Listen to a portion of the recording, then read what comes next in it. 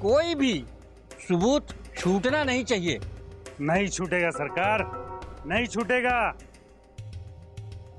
वैसे तो शेरा घायलों पर हाथ नहीं डालता, मगर क्या करें, जब लाल खून देखता है तो उसके मुंह से लार टपकने लगता है, लार। हमें तुम्हारी यही तो स्टाइल पसंद है। सरकार, शिकार की बोटी बोटी नोच डालूंगा और न रहेगी हड्डी, और न किरण सिंह ढूंढ पाएगी सबूत की सीढ़ी।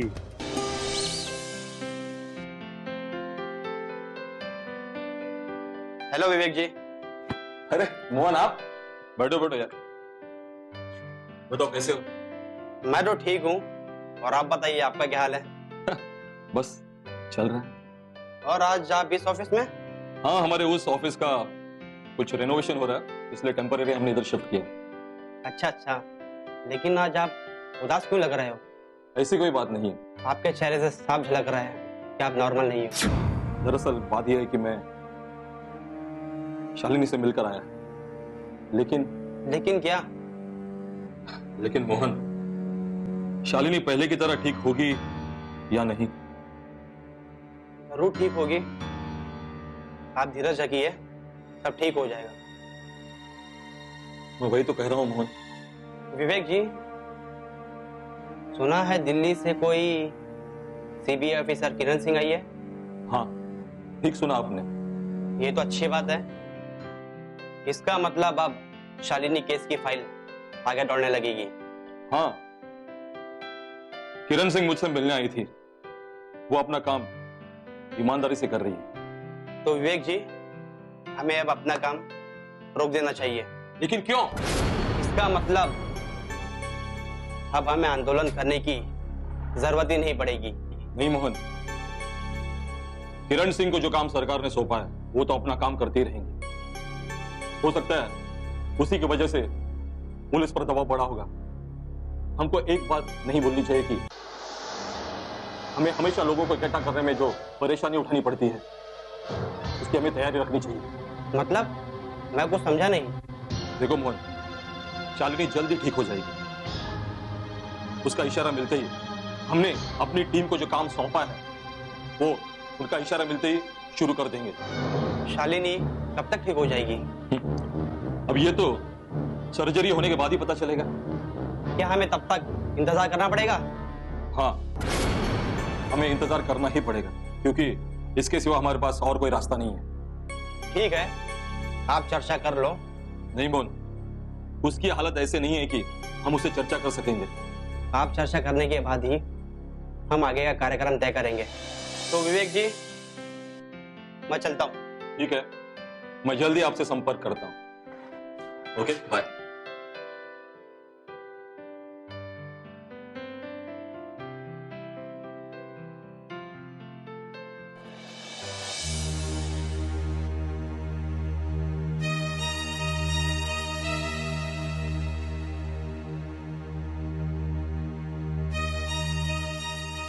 मैडम, गजराज सरकार का नमस्कार। नमस्ते नमस्ते। आज हमारी याद कैसे आई? मुझे आपसे अकेले में कुछ बात करनी। मैडम, मैं तो अकेला ही हूँ। ओ, समझा। बोले। गजराज, आप तो मुझे जानते ही होंगे। सीबीआई ऑफिसर किरण सिंह, दिल्ली से। मैडम, हमें भी अपनी सेवा का कुछ मौका दीजिए। गजराज, मैं मौका देती नहीं हूँ, मौका लेती हूँ और मौके का पूरा फायदा उठाती हूँ। मैडम, आपकी बातों से ऐसा लग रहा है कि हमारी और आपकी महफिल खूब जमेगी। मैं यहाँ महफिल जमाने नहीं आई हूँ, अपना काम करने आई हूँ यहाँ पर। मैडम, अगर आप बुरा ना माने तो मैं एक बात कहूँ? हाँ कहो। मैडम, आप बहुत गर्म मिजाज हैं। ये आप मेरी तारीफ कर रहे हो या मुझे? नहीं नहीं मैडम, मैं तो यूं ही। कोई बात नहीं, अब काम की बातें करें। हाँ हाँ, क्यों नहीं। गजराज, अब काम क्या करते हो? मैडम, सच बोलूं या झूठ? सच बोलेंगे तो फायदे में रहेंगे, वरना आप तो मुझे जानते ही हो। मैडम, सच पूछो तो वैसे मैं कोई काम नहीं करता, लेकिन दूसरी ओर देखो तो सब कुछ मैं ही करता हूँ। मतलब शालिनी के हमले में?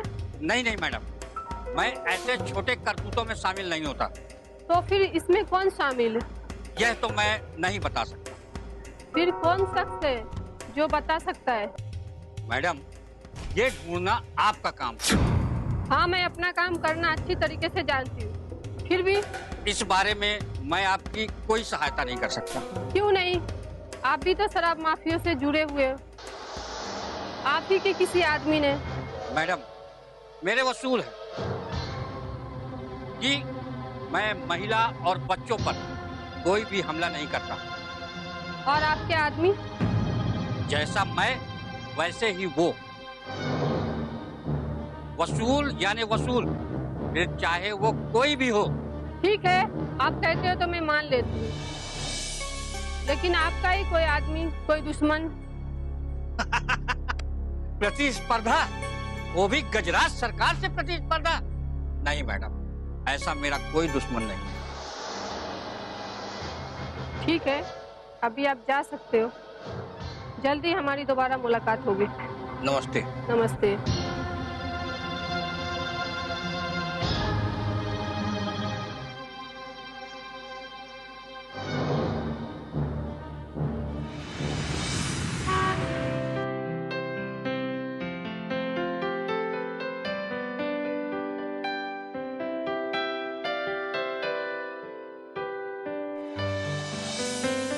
Hello aunty.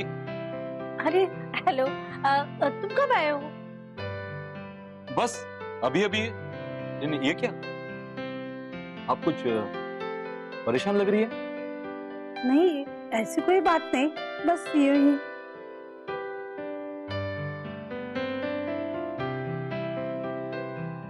नहीं आंटी,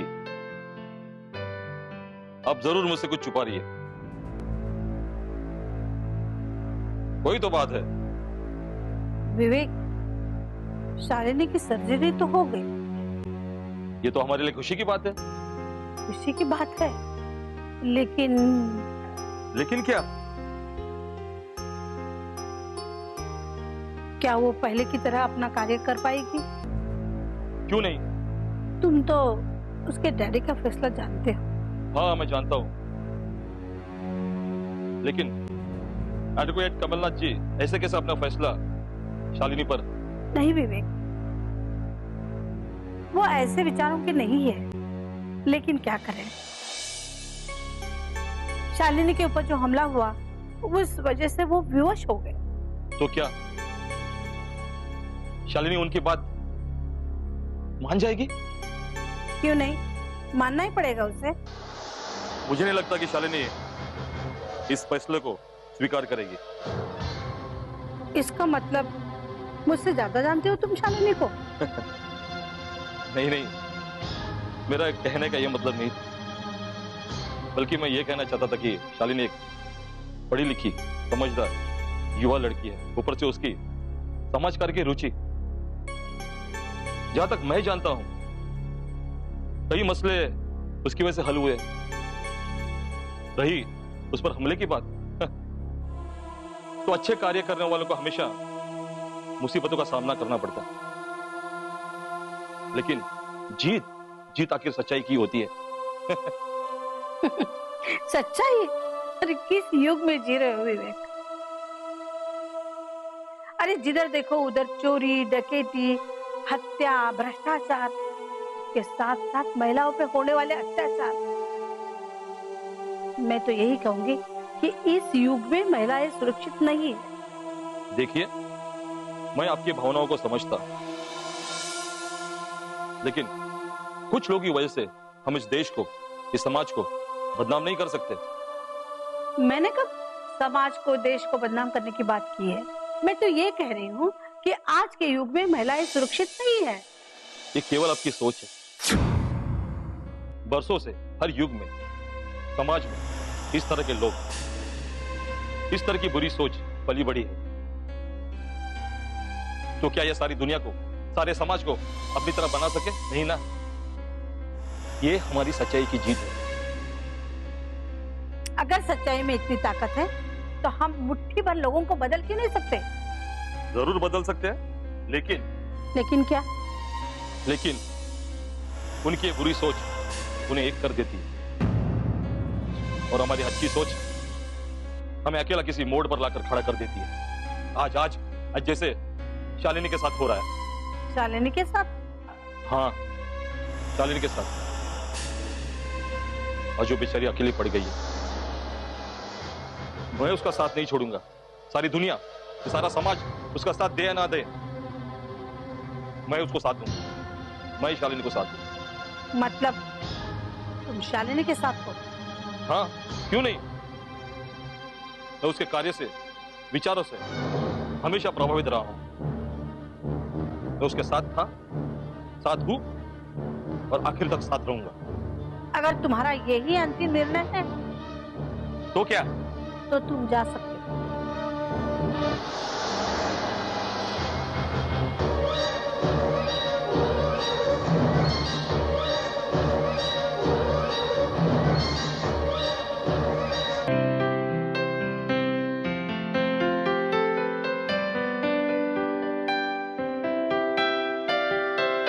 हेलो मैडम, आप शामली?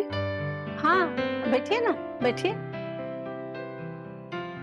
हाँ बोलिए किरण सिंह, आपको मुझसे क्या काम था? देखिए, इससे पहले मैं कई लोगों से मिल चुकी हूँ।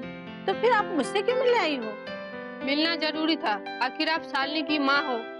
तो देखिए मैडम, आप बुरा मत मानिए, पर क्या? पर कई बार ऐसा होता है जब एक लड़की अपनी पर्सनल बातें किसी और से नहीं पर अपनी माँ से जरूर शेयर करती है। ऐसी तो कोई बात नहीं थी शालिनी की।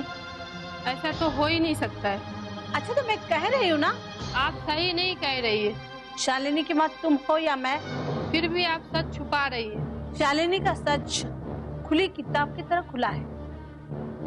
खुली किताब में भी एक पन्ना ऐसा होता है जो मोड़ करके रखा जाता है। तो तुम कहना क्या चाहती हो? शालिनी युवा है, कभी वो कॉलेज में किसी के साथ पढ़ा करती थी, कहीं कॉलेज में किसी के साथ। क्या बकवास कर रही हो तुम? आज मेरी बात आपको बकवास ही लगेगी, पर कल क्या? कल मेरी बात सच निकली तो? ऐसा कभी नहीं हो सकता। आपको मेरी बातों पे गुस्सा आ रहा है? नहीं, गुस्सा नहीं आ रहा है। तो फिर? तुम्हारी बातों से मुझे मेरी एक सहेली याद आ रही। कहाँ है वो? मैं उनसे मिलना चाहूंगी। पागल खाने में। क्या? इसका मतलब आप मुझे पागल ठहरा रही हो? मैं तुम्हें पागल कहने वाली कौन होती हूँ? लेकिन मुझे एक बात बताओ किरण सिंह, आपको सीबीआई में किसने भर्ती किया? ओ, तो अब मैं समझी। मैं अपना काम सही कर रही हूँ।